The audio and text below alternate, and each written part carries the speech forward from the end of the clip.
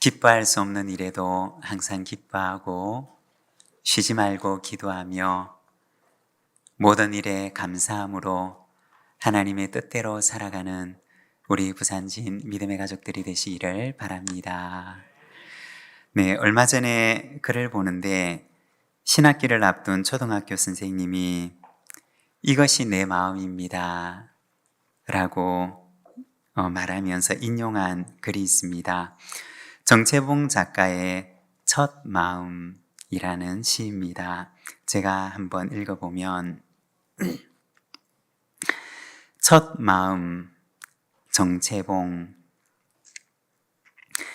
1월 1일 아침에 찬물로 세수하면서 먹은 첫 마음으로 1년을 산다면 학교에 입학하여 새 책을 앞에 놓고 하루 일과표를 짜던 영롱한 첫 마음으로 공부를 한다면 사랑하는 사이가 처음 눈을 맞던 날의 떨림으로 내내 계속된다면 첫 출근하는 날 신발끈을 매면서 먹은 마음으로 직장 일을 한다면 아팠다가 병이 나은 날에 상쾌한 공기 속에 감사한 마음으로 몸을 돌본다면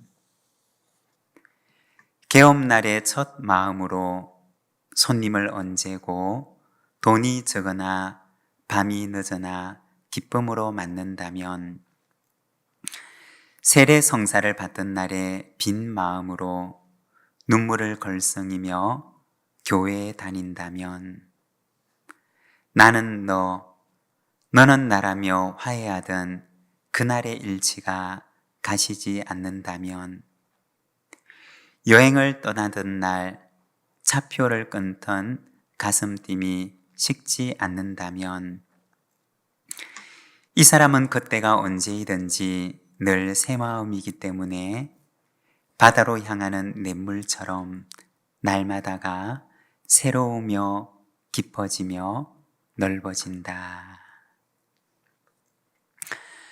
정채봉 작가의 첫 마음이라는 시입니다. 여러분, 벌써 2월이 되었습니다. 2026년을 시작하면서 어떤 마음으로 한 해를 시작하셨습니까? 그리고 첫 마음을 지금도 잘 간직하고 계십니까? 2026년 이 한 해가 저물 때까지 첫 마음을 잘 붙들고 날마다 새로운 하루를 맞이하는 저와 여러분이 되시기를 바랍니다. 오늘은 창세기 4장 말씀을 통해서 예배의 회복, 사람들이 비로소 여호와의 이름을 불렀더라 라는 제목으로 우리가 말씀을 함께 나누고자 합니다. 창세기 3장과 4장의 말씀을 보면 첫 마음을 떠난 사람들의 모습을 보여줍니다. 창세기 3장에서는 아담과 하와가 첫 마음을 잃어버리고 죄를 지어 타락하게 됩니다. 그리고 창세기 4장에서는 가인과 아벨의 이야기가 나옵니다. 첫 마음을 잃어버린 가인은 동생 아벨을 죽이는 것으로 끝이 나게 됩니다. 그 후는 어떻게 되었을까요? 우리가 성경을 보게 되면 가인의 족보가 나옵니다. 그리고 이어서 죽은 아벨 대신에 하나님께서 주셨던 아들 셋의 족보가 나오게 됩니다. 먼저 가인의 족보를 보게 되면 창세기 4장 16절에 이렇게 시작을 합니다. 가인이 여호와 앞을 떠나서 에덴 동쪽 놋 땅에 거주하더니 여기에 보면 창세기 4장이 시작되는데 가인이 하나님을 떠나는 이야기로 시작을 합니다. 그리고 이어지는 17절에 보면 이렇게 말씀을 합니다. 아내와 동침함에 그가 임신하여 에녹을 낳은지라 가인이 성을 쌓고 그의 아들의 이름으로 성을 이름하여 에녹이라 하니라. 우리가 여기에서 잠깐 언급을 하고 내려가면 여기에 나오는 에녹은 우리가 알고 있는 그 에녹이 아닙니다. 이렇게 동명이인 이 가인의 족보 가운데 나오는 다른 에녹을 말합니다. 가인이 하나님을 떠나서 제일 먼저 했던 일은 무엇이었느냐? 그것은 자기를 위해서 성을 쌓는 일이었습니다. 여러분, 우리가 창세기를 보게 되면 가인이 성을 쌓기 전에 바로 그 직전에 무엇을 했는지 기억이 나십니까? 가인은 그 동생을 죽이는 살인을 저지르게 됩니다. 그리고 그 두려움 속에 살아가게 됩니다. 그는 왜 성을 쌓게 되었을까요? 바로 그의 안에 있는 두려움 때문이었습니다. 동생을 죽인 후에 누군가가 자기를 가해할지도 모른다고 하는 그 보복에 대한 두려움으로 자기를 지키기 위해서 그는 성을 쌓았던 것입니다. 그는 성을 쌓음으로써 두려움에 대한 보상을 받고자 했던 것입니다. 그가 선택한 것은 무엇이었느냐? 죄에 대한 회개가 아니라 누구도 자신에게 보복하지 못하도록 성을 쌓아서 자기를 지키고자 했던 가장 인본적인 선택을 했던 것입니다. 자기의 죄를 고백하면서 하나님께 나왔던 것이 아니라 그는 누구도 자기를 보복하지 못하도록 성을 쌓아서 자기 스스로 자기를 지키고자 했던, 하나님이 없어도 살아갈 수가 있다고 생각을 하며 그는 그러한 선택을 하고 살아갔던 것입니다. 그리고 이어지는 가인의 족보를 보게 되면 가인의 후손이 되는 라멕이 나오는데 그는 두 아내를 맞이하게 됩니다. 여기에 보면 최초의 일부 다처제가 시작되는 것입니다.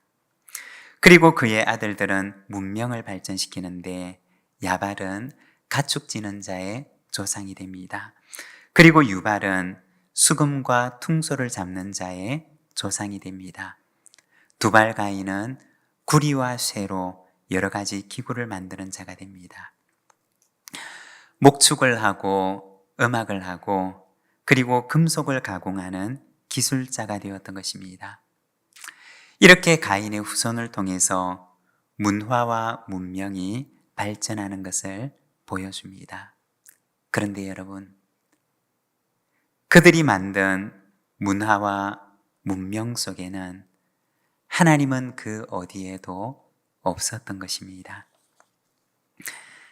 그들이 문화와 문명을 발전시키지만 그러나 그들은 하나님이 없는 문화와 문명을 만들어 갔던 것입니다. 그리고 가인이 쌓은 그 성 안에는 어떤 일들이 일어나고 있었을까요? 23절과 24절에 보면 이렇게 말씀을 합니다. 라멕이 아내들에게 이르되 아다와 실라여 내 목소리를 들으라. 라멕의 아내들이여 내 말을 들으라. 나의 상처로 말미암아 내가 사람을 죽였고 나의 상함으로 말미암아 소년을 죽였도다. 가인을 위하여는 벌이 700일진데 라멕을 위하여는 벌이 77배이리로다 하였더라. 타인의 보복으로부터 자기를 지키기 위해서, 보호하기 위해서 가인은 성을 쌓게 되는데, 그런데 그 성 안에는 어떤 일들이 일어나고 있었느냐? 보복과 복수와 폭력과 살인이 일어나고 있었던 것입니다. 성을 잘 쌓으면 그 성 안에서 보호를 받으며 살아갈 수가 있을 줄 알았는데, 그런데 가인이 쌓아놓았던 그 성 안에서는 이와 같은 폭력과 살인이 일어나고 있었던 것입니다. 가인의 후손이었던 라멕은 누군가에게 작은 상처를 입게 됩니다. 그런데 어떻게 하느냐? 그는 살인으로 보복을 합니다. 수십 배, 수백 배의 보복으로 그에게 돌려주었던 것입니다. 이것이 바로 가인의 후손들의 삶이었던 것입니다. 그리고 자기를 해하는 자에게는 벌이 77배라고 하면서 77배의 보복을 하겠다고 그는 공언을 합니다. 77배라고 하는 말은 한계가 없는 최대한을 가리키는 말입니다. 만일에 누군가 자기에게 피해를 입힌다면 자기는 최대한의 보복을 하겠다고 그는 공언했던 것입니다. 여러분, 하나님을 떠난 한 사람의 죄가 가인의 가정을 통해서 계속해서 이어지고 있는 모습을 보여주는 것입니다. 이것이 바로 가인이 물려주었던 유산인 것입니다. 여러분, 하나님 없이 살아가는 불신앙의 유산이 아니라 하나님 안에서 신앙의 유산을 물려주는 아름답고 경건한 가정을 만들어 가시기를 바랍니다. 이에 반해 또 한 사람의 족보를 보여주는데 바로 아벨 대신에 주셨던 셋의 족보를 보여줍니다. 여기에 보면 하나님을 떠났던 가인과는 달리 여기에서는 하나님을 부르는 사람들을 보여줍니다. 바로 예배자들의 모습을 보여주는 것입니다. 여러분, 예배란 무엇일까요? 오늘은 우리가 읽었던 이 말씀을 통해서 우리가 예배에 대해서 잠깐 함께 말씀을 묵상하고자 합니다. 먼저 첫 번째는 인간의 유한함에 대한 고백입니다. 25절과 26절의 말씀을 자막을 보면서 함께 봉독하겠습니다. 아담이 다시 자기 아내와 동침함에 그가 아들을 낳아 그의 이름을 셋이라 하였으니 이는 하나님이 내가 내게 가인이 죽인 아벨 대신에 다른 씨를 주셨다 함이며 셋도 아들을 낳고 그의 이름을 에노스라 하였으며 그때 사람들이 비로소 여호와의 이름을 불렀더라. 아멘. 여기에 보면 셋이라고 하는 이가 등장하는데 이 셋이라고 하는 이름은 주다 혹은 놓다라는 뜻입니다. 그러니까 아벨이 지나간 그 빈자리에 대신 주셨던 이 아벨의 자리에 하나님께서 대신 놓아주신 이가 바로 셋이라는 것입니다.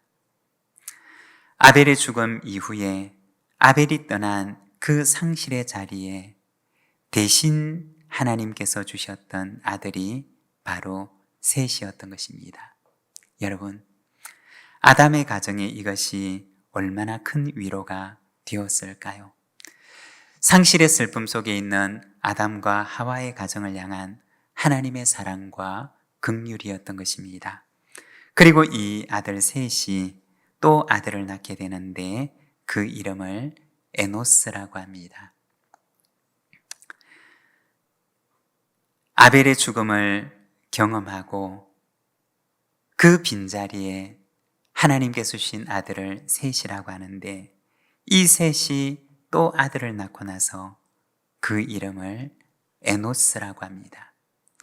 에노스라고 하는 이름은 죽을 수밖에 없는 병든, 약한, 깨어지기 쉬운 이라는 뜻을 지닌 말입니다.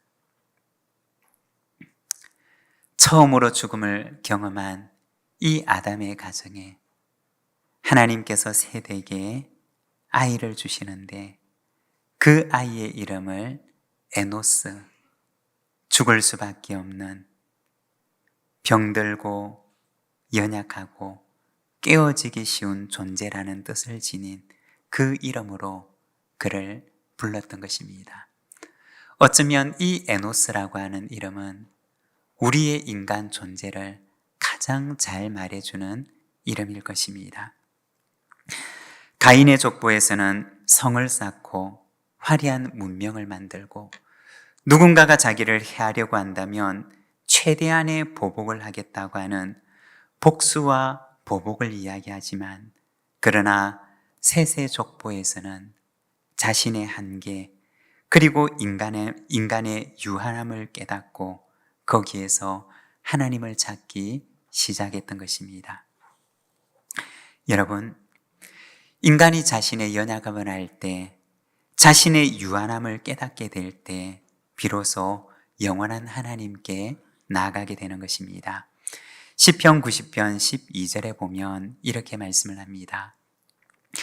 우리에게 우리날 계수함을 가르치사 지혜로운 마음을 얻게 하소서. 이 시편 90편은 하나님의 사람 모세의 기도라는 제목이 붙어 있는 시편입니다. 모세는 기도하기를 우리에게 우리날 계수함을 가르치사 지혜로운 마음을 얻게 하소서라고 합니다. 우리날을 계수한다는 것은 우리에게 남아있는 시간이 얼마인지를 계수한다는 것입니다.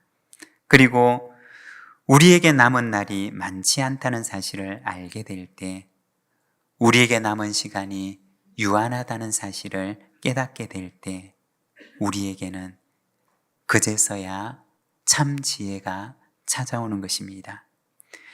내 남은 날을 어떻게 살아가야 할지 비로소 인간은 알게 된다는 것입니다. 언젠가 소개를 한 적이 있는데 참 기억에 남는 한 분이 계십니다. 췌장암을 투병하셨던 분이셨는데 수술을 하고 항암을 하면서 힘겹게 그 과정을 이겨내고 있었습니다. 힘든 몸을 이끌고 교회의 기도 모임에 빠지지 않고 참여를 하셨는데 당시에 믿지 않던 남편께서 그 아내를 만류했습니다. 그리고 저도 그 남편의 마음을 충분히 공감할 수가 있었습니다. 그런데 이분이 자신의 남편에게 이렇게 말씀하셨다는 이야기를 들었습니다. 여보, 내게 남아있는 시간이 얼마가 될는지 나는 알지를 못해. 나는 내게 남아있는 이 시간을 1시간이라도 허투루 보내고 싶지가 않아. 내 시간은 다른 사람들의 시간과는 달라. 여보, 제발 나의 시간을 소중하게 쓸 수 있도록, 소중하게 보낼 수 있도록 도와줘. 라는 말이었습니다. 저는 그분의 말씀을 지금도 잊을 수가 없습니다. 그리고 제가 부산에 내려오고 난 후 몇 개월 뒤에 그분의 장례에 대한 소식을 듣게 되었습니다. 그분은 그분에게 남아있는 그 시간들을 가장 소중한 곳에 사용하며 살아갔을 것입니다. 내게 남아있는 시간의 유한함을 깨닫게 될 때 우리는 지금 내 손에 있는 이 시간이 얼마나 귀한 시간인지를 알게 된다는 것입니다. 여러분, 우리의 시간은 영원하지 않습니다. 우리의 시간은 유한함 속에 갇혀 있습니다. 여러분, 우리의 이 유한한 시간을 소중하게 사용하는 자가 되시기를 바랍니다.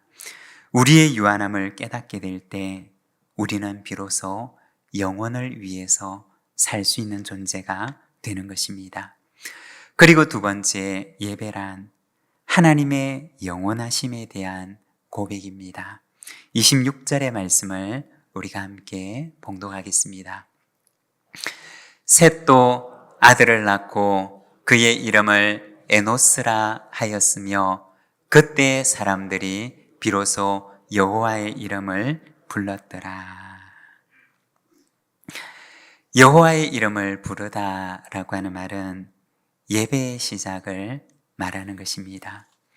물론 그전에도 제사가 있었고 예배가 있었지만 그러나 이때부터 주기적이고 공식적인 예배가 시작되었던 것입니다.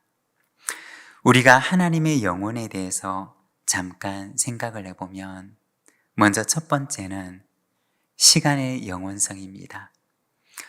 우리의 시간은 유한하지만 그러나 하나님의 시간은 영원하다는 것입니다. 언젠가 과학을 얘기하는 과학 커뮤니케이터가 되시는 분의 이야기를 들은 적이 있습니다. 우리는 시계를 가지고 다니면서 시간을 측정합니다. 그렇게 시간을 계산하는데 너무나 익숙합니다. 그런데 이분의 얘기를 들어보면 물리학적으로 볼 때 사실 시간이라고 하는 실제는 존재하지 않는다고 합니다. 조금 어려운 이야기지만 물리학적으로 이야기를 하면 시간이라고 하는 실제가 존재하는 것이 아니라 오직 원인과 결과만 있을 뿐이라는 것입니다. 물리적으로는 어떤 원인이 있고 그 원인이 초래한 결과가 있는 것이지 우리가 이것을 시간으로 생각을 하지만 그러나 물리학적으로는 시간이라는 실제가 아니라 원인과 결과만이 존재한다 라고 이야기를 합니다. 하나님의 시간이 영원하다고 하는 것은 다르게 표현을 하면 하나님은 모든 것들의 원인이 되신다는 말입니다. 하나님이 아닌 다른 모든 피조물들은 원인이 되시는 하나님의 창조의 결과로 존재하기 때문에 시간 속에 갇혀서 살아가는 것이지만 그러나 하나님은 모든 것들의 원인이 되시기 때문에 시간 속에 갇혀 존재하시는 것이 아니라 시간 전에 존재하시고 하나님의 시간은 영원하시다는 것입니다. 그리고 두 번째는 사랑의 영원성입니다. 무엇이 영원하냐? 하나님의 사랑이 영원하다는 것입니다. 한 신학자는 세상을 창조하신 하나님의 창조의 동기를 사랑이라고 이야기를 하셨습니다. 하나님께서 왜 세상을 창조하셨느냐? 그것은 하나님 속에 있는 그 사랑이 세상을 창조하신 원인과 이유가 된다고 이야기를 했던 것입니다. 그러니까 사실은 세상이 있기 전에 하나님 안에 있는 사랑이 먼저 있었던 것입니다. 그리고 그 하나님 속에 있는 사랑은 어느 순간 중단되는 사랑이 아니라 영원히 이어지는, 영원까지 이어지는 사랑이라는 것입니다. 요한일서 4장 7절에서 8절의 말씀을 보면 이렇게 말씀을 합니다. 사랑하는 자들아, 우리가 서로 사랑하자. 사랑은 하나님께 속한 것이니 사랑하는 자마다 하나님으로부터 나서 하나님을 알고 사랑하지 아니하는 자는 하나님을 알지 못하나니 이는 하나님은 사랑이심이라. 이 요한 1서 말씀을 보면 하나님은 어떤 분이시냐? 하나님은 사랑이시라고 말씀을 하십니다. 하나님의 사랑의 영원성을 말하는 것입니다. 그리고 세 번째는 관계의 영원성입니다. 시간 속에 살아가는 우리에게는 관계가 시작되는 때가 있습니다. 그리고 그 관계가 마치는 때가 있습니다. 출생과 함께 우리의 관계는 시작을 합니다. 그리고 죽음과 함께 우리의 모든 관계는 마치게 됩니다. 그런데 우리는 이것을 당연하게 받아들입니다. 그리고 하나님과의 관계도 어쩌면 걸을 것이라고 생각을 하기도 합니다. 그런데 하나님과의 관계는 그렇지 않다는 것입니다. 하나님과의 관계는 시간 속에 갇힌 관계가 아니라 영원한 관계라는 것입니다. 로마서 8장 38절과 39절의 말씀을 보면 이렇게 말씀을 합니다. 내가 확신하노니 사망이나 생명이나 천사들이나 권세자들이나 현재일이나 장래일이나 능력이나 높음이나 깊음이나 다른 어떤 피조물이라도 우리를 우리 주 그리스도 예수 안에 있는 하나님의 사랑에서 끊을 수 없으리라. 여러분, 저기 보면 우리 색깔을 조금 다르게 해주셨는데 우리를 이라고 하는 부분부터 우리가 같이 한번 읽어보겠습니다. 우리를 우리 주 그리스도 예수 안에 있는 하나님의 사랑에서 끊을 수 없으리라. 아멘. 여러분, 여기에 보면 무엇이라고 얘기를 합니까? 하나님의 사랑에서 끊을 수 있다고 얘기를 합니까? 없다고 얘기를 합니까? 끊을 수 없다고 이야기를 합니다. 심지어 죽음마저도, 사망마저도 우리를 향한 하나님의 사랑을 멈출 수가 없다는 것입니다. 하나님과의 사랑의 관계는 사망도 끊을 수가 없는 관계라는 것입니다. 여러분, 우리가 죽으면 이 사랑의 관계가 끝이 나는 것일까요? 세상의 모든 관계는 그럴지 몰라도 하나님과의 관계는 그렇지 않다는 것입니다. 죽음도 사망도 이 하나님의 사랑을 끊을 수가 없다는 것입니다. 요한복음 3장 16절에 보면 이렇게 말씀을 하십니다. 하나님이 세상을 이처럼 사랑하사 독생자를 주셨으니 이는 그를 믿는 자마다 무엇이라고 말씀하십니까? 멸망하지 않고 영생을 얻게 하려 하심이니라. 여러분, 요한복음에 보면 하나님이 세상을 이처럼 사랑하셔서 독생자를 주셨는데 그분을 믿는 자는 멸망하지 않고 영생을 얻게 하기 위함이라고 말씀을 하십니다. 믿음을 통해서 그 영원한 사랑의 관계로 우리를 초청하시는 것입니다. 그를 믿는 자마다 멸망하지 않고 영생을 얻음을 말씀하십니다. 여러분, 우리를 향한 하나님의 사랑의 관계는 사망도 죽음도 끊을 수가 없습니다. 죽음으로 멈추어지는 것이 아니라 하나님의 그 사랑은 죽음을 넘어 그 이후에도 우리를 향한 영원한 관계라는 것입니다. 살아도 우리는 하나님의 사랑의 관계 속에 있으며 죽어도 우리는 하나님의 사랑의 관계 안에 머문다는 것입니다. 이것이 영원하신 하나님의 우리를 향한 약속인 것입니다. 여러분, 예배는 우리의 유한함에 대한 고백입니다. 우리의 유한함을 우리가 깨닫게 될 때 우리는 비로소 영원하신 하나님께로 나아가는 것입니다. 예배는 하나님의 영원하심에 대한 고백입니다. 하나님은 아들을 보내셔서 아들을 믿는 자마다 멸망치 않게 하시고 영원한 사랑의 관계 속으로 초청하십니다.